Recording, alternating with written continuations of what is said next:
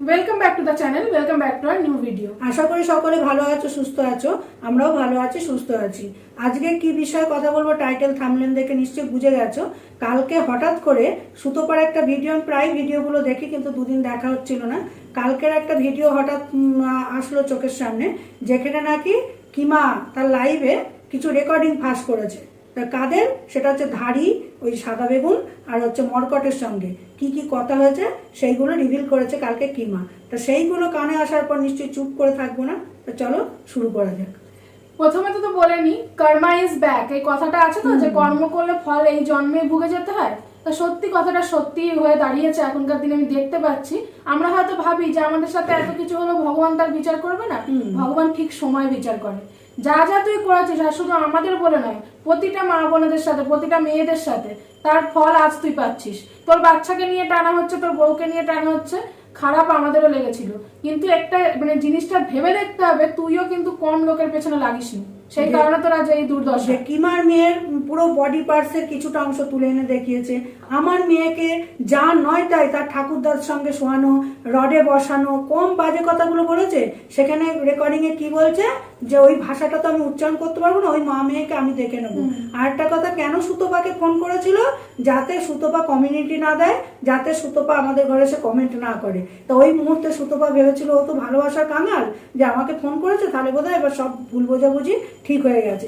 আদৌ তো তা নয়। সুতোপাকে নিয়েও ওই ম্যান্ডির ইয়েতে কমিউনিটিতে উঠেছিল কি জঘন্য ভাষায় গালি দিয়ে সুতোপার মাকে, সুতোপাকে।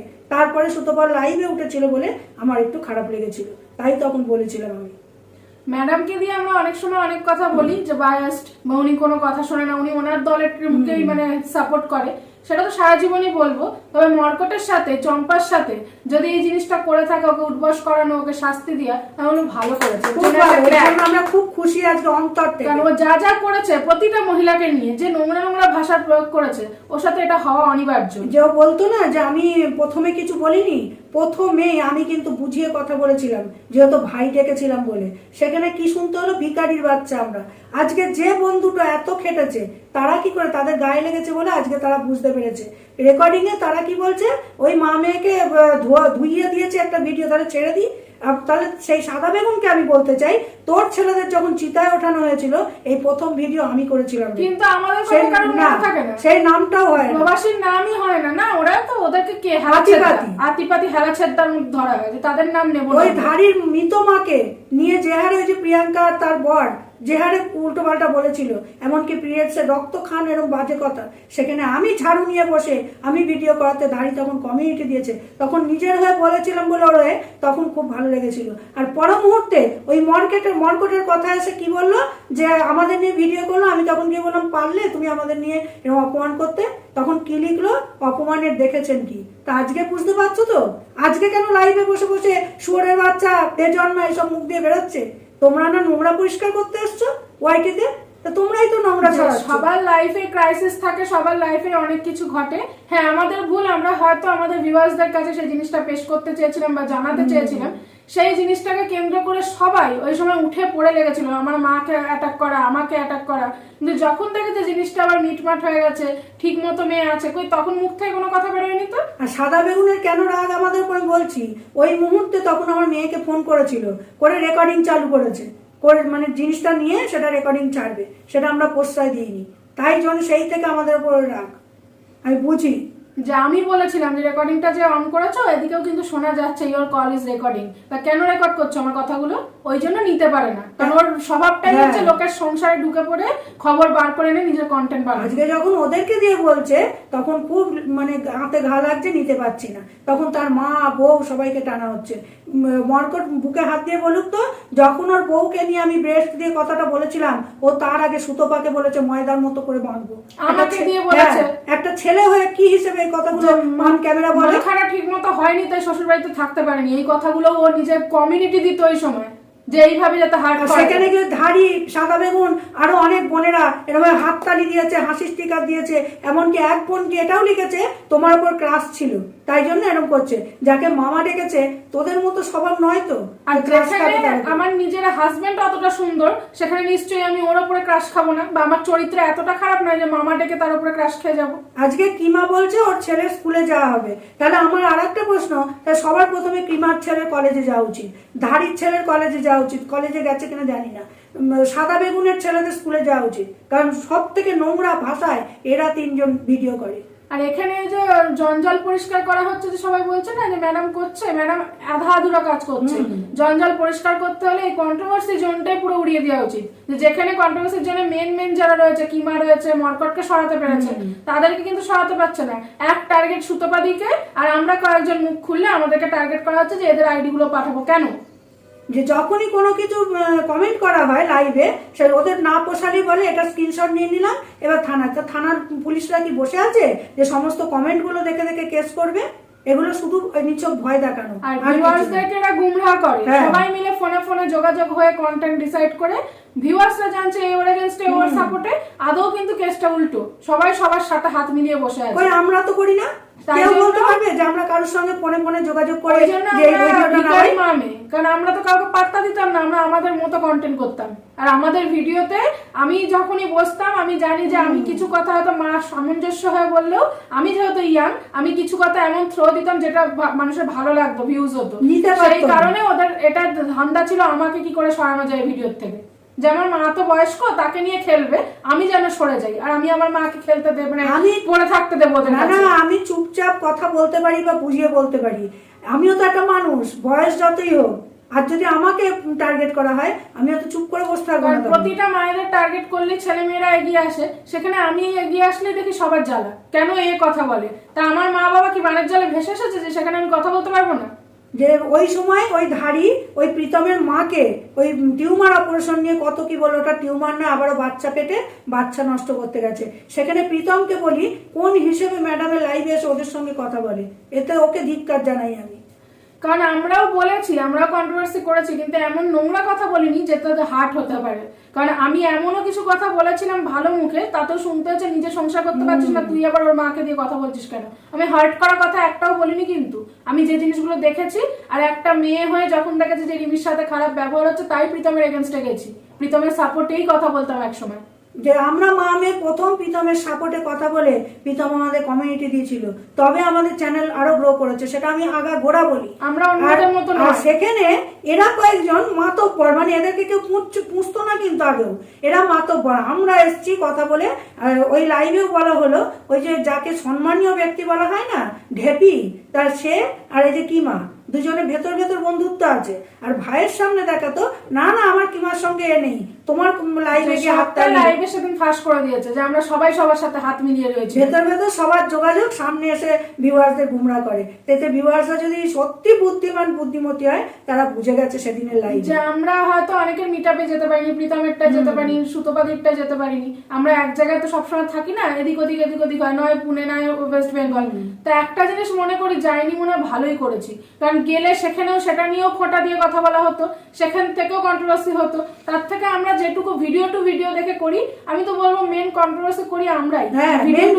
ভিডিও বাচ্চাদের অ্যাটাক নয়, সেখানে আমাদের কিন্তু কোনো কথা বলি না। আর আমাদের সাথে চারানা আটানা যাদেরকে বলা হয়েছিল, তারাও কিন্তু কাউকে অ্যাটাক করে কথা বলে না, তারাও গেছিল, তারা কাছে ছিল, যেতে পেরেছে, সুতপাদিকে সাপোর্ট করেছে, এবং তারা সেই সময় একটা হাতটা শক্ত করে ধরেছিল বলেই, যার জন্য মরকট কিছু করতে পারেনি।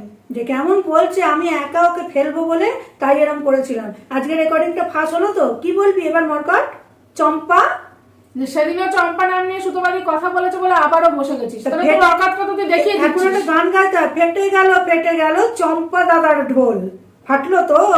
হ্যাঁ, আর সুতপাকে কি বলা হচ্ছে যে কিউআর কোড দিয়ে পয়সা নিয়েছে ভিউয়ার্সদের কাছ থেকে, ভিউয়ার্সরা ইচ্ছা করে দিয়েছে তাদের ভালোবাসে বলে। আর তুই কি করিস টেবিলের তলা দিয়ে? সুতপা ঠিকই বলেছে, বইয়ের চ্যানেল বিক্রি করে। না হলে একটা চশমার দোকানের শুধু কাজ করে তুই কি করে এত বড় বাড়ি হাঁকালি? এটা যে কোনো মানুষের কোশ্চেন, যে এত বড় বাড়ি কি করে করলি? যে ভিউয়ার্স তোমাদের বলছি, ও তোমাদের কাছে স্বীকার করেছে কি যেদিন আমি বলেছিলাম যে ওর লিঙ্কটা অবজারভেশনে দেওয়া আছে, আমরা ওকে নিয়ে কিছু বলবো না, ও বলবে না, তবে তে চুপ হয়েছিল, ও নিজেও জানে ও স্বীকার করেনি তোমাদের মানে কাছে। আমরাও ঘাটাইনি, যার জন্য ও সাহসটা পাইনি। আর যদি আমরা রোজ ওকে হ্যাঁ। নিয়ে পড়ে থাকতাম, ও সাপোর্টটা, ও সেই এটা সাহসটা পেতো যে এরা বলছে আমিও বলবো। যে সুজাতা ওর সৎ সাহস করে ওর ওই নোংরা চ্যানেলটাকে উড়াতে পেরেছে, আজকে তার জন্য সে খারাপ এদের কাছে।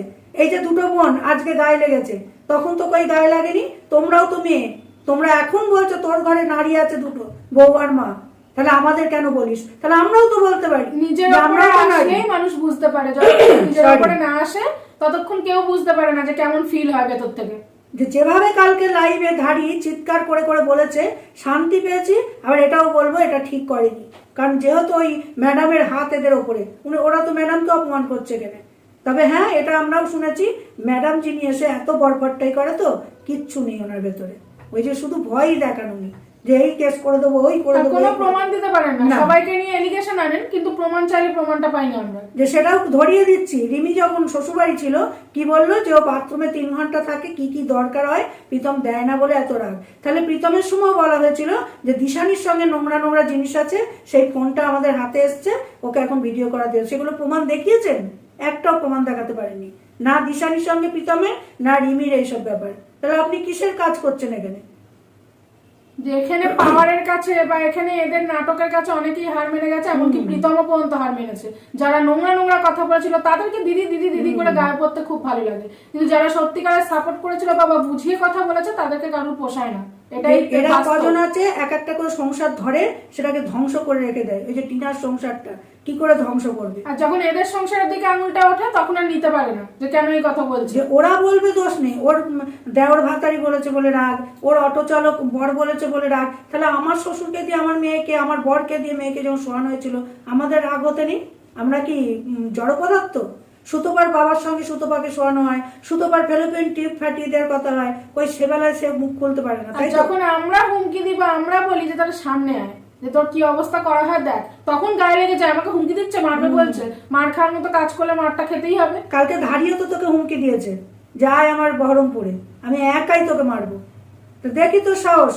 এতদিন তো দিদি দিদি করেছিস, এত মেন ভেতর ভেতর হচ্ছে আলোচনা এই করেছিস। জিনিসগুলো হতোই না যদি তোর বউ ঠিক হতো। হ্যাঁ। তোর বউ মেন কালপ্রিট, কেন বলতো? কারণ যখন ওকে নিয়ে এত নোংরা কথা হয়, আর যদি আমার হাজবেন্ড এরকম করতো আর আমার চরিত্র নিয়ে টানাটানি হতো, আমি ভিডিও করাই বন্ধ করিয়ে দিতাম। সেখানে তোর বউ কি করে? তোকে সাপোর্ট করে, উল্টো নিজের ব্লগ চ্যানেলে সেইরকম ছোঁয়া দেয় কন্ট্রোভার্সি, যাতে মানুষ ওকে নিয়ে কথা বলে। এমনকি একটা কন্ট্রোভার্সি চ্যানেলে কমিউনিটিতে তোর বউ উঠছে, তার অকাতটা কোথায় নামিয়েছে? যে 10-12 বছরের বাচ্চার মা হয়ে এই যে নোংরা কথাগুলো শুনতে হয়, যে ব্যবসা করে হ্যান ত্যান, সেগুলো ভালো লাগে শুনতে? একবারে যদি নিজে মন থেকে ভাবতো বা নিজে ঠিক হতো না, তাহলে তুইও বদনাম হতিস না, তোর বউও বদনাম হতো না। এখনো শুধরে যা চম্পা। একদম এক সময় তো ভাই ডেকেছিলাম, সেই হিসেবে বলছি, আমার মেয়েকে কম বলিসনি তুই। আজকে দেখছিস যে কর্মা ইজ ব্যাক কেমন হয়।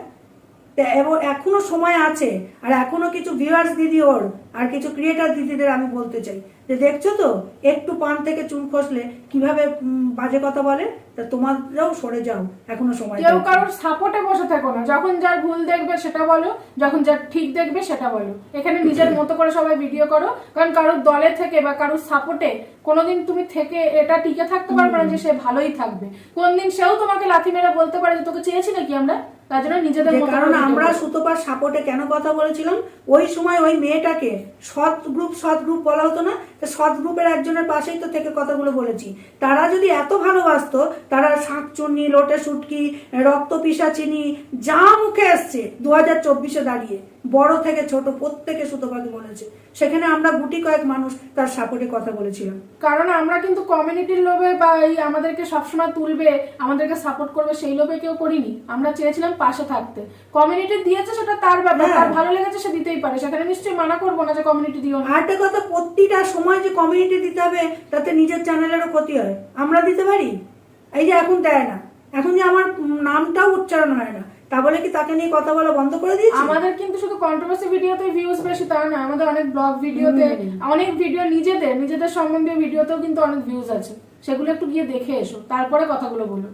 আজকে সত্যি অন্তর থেকে খুব শান্তি পেয়েছি যে ওই দুটো মহিলা যে ধারিয়ে, বিশেষ করে যে লাইভে ওকে এইভাবে ধুইয়েছে, এত আনন্দ আমার কোনোদিন হয়নি। আজ যে আনন্দটা পাচ্ছি যে এইটাই চম্পার সাথে হওয়া উচিত ছিল, যে মন থেকে মামা ডেকেছিল, সেখানে ভাগ্নিকে যে মামা হয়ে এই কথা বলতে পারে, তাই সুতোবা বলেছিল তোর ঘরেও ভাগ্নি আছে, সেখানে আর এক বোনের গায়ে লেগে আর গেছে। কুলাঙ্গার কথাটা আমি ওই জন্যই বলতাম, তখন নিতে পারতো না যে কুলাঙ্গার কেন বলা হয়। যে তোর ঘরেও তো ভাগ্নি আছে, আমিও বলেছি সেও বড় হচ্ছে, তাহলে গোকুলে বাড়িছে সে, তো সেটাই বলেছিলাম তুই ভোগ করবি বলে। তা তোর বোনকে সতর্ক করা উচিত যে এই ধরনের ভাইয়ের পাশে বড় হলে ভাগ্নিকে ছেড়ো না, তোর মেয়েকে ছেড়ো ছেলে না। রয়েছে, ছেলের বউ আসবে, তখনও কি বাজে নজর দিবি যেমন অন্য মহিলাদের প্রতি দিস? ছেলেরা দেবে না, ঘরের বউ সে সতী, ঘরের মা সতী, বাইরের ঘরের ছেলে সবাই সতী। অসতী, তা তোকে উচিত মহিলাদের সামনে মাঝখানে ফেলা। এমন মার মারবে পরের দিন থেকে আর কোনোদিন কোনো মহিলাকে দিয়ে বাজে কথা বলতে পারবি না।